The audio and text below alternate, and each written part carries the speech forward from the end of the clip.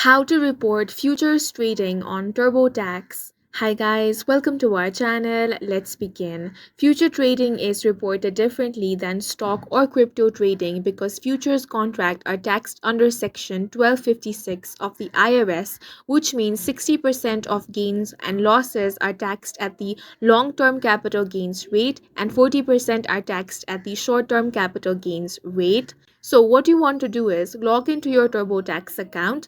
Now in the search box, type Form 6781.